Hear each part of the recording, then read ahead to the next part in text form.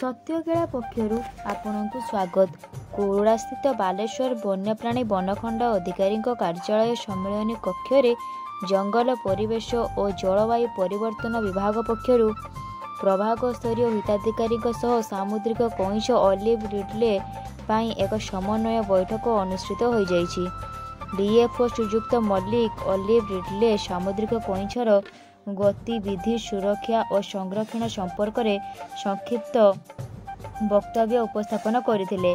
मुख्य अतिथि भाव बालेश्वर मत्स्य विभाग उपनिर्देशक श्रीयुक्त दीप्तिकांत महापात्र ऑलिव रिडले सामुद्रिक कईंछ दीर्घ 9000 किलोमीटर प्रशांत सागर अतिक्रम कर ओडिशार 4 गोटी उपकूल गहिरमथा ऋषिकुलिया देवी नदी चांदीपुर धामरा प्रभृति समुद्र बेलाभूमि मानकु अंडा देवाई नवेम्बर मासरू मे मास पर्यंत आगमन करिथांती। एही समय समुद्र बेलाभूमि 60 किलोमीटर को जंगल विभाग मत्स्य विभाग सामुद्रिक थानाड़ी आरडीओ द्वारा सतर्क अवलंबन स्वरूप कड़ा सुरक्षा व्यवस्था ग्रहण करा जाई थाए।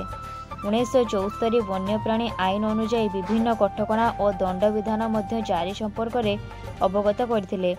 अन्यान्य अतिथिगण ऑलिव रिडले कईंछ मानक निमंते सरकार आभिमुख्य जनसचेतनता पिलामानक मध्य जागरण समुद्र बेलाभूमि को स्वच्छ प्लास्टिक मुक्त अंचल विभिन्न सचेतनता वार्ता बहन करुवा फलक संपर्क में आलोकपात करथिले। एही कार्यक्रम में विभिन्न बेसरकारी संस्था कर्मकर्ता मत्स्यजीवी संगठन कर्मकर्ता उपस्थित रही विभिन्न प्रसंग उपरे निज निजर अभिज्ञता वर्णना करथिले।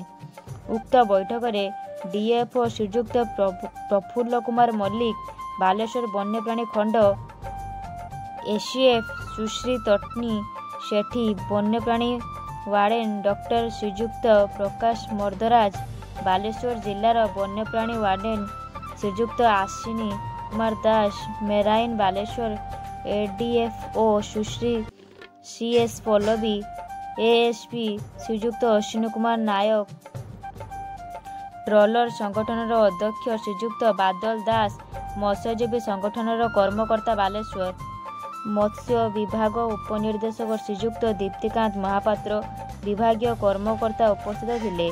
एही कार्यक्रम में सफलता पाई बालेश्वर वन्यप्राणी वनखंड एफ श्रीयुक्त दिगंत सभान चांद समस्त को धन्यवाद अर्पण करथिले।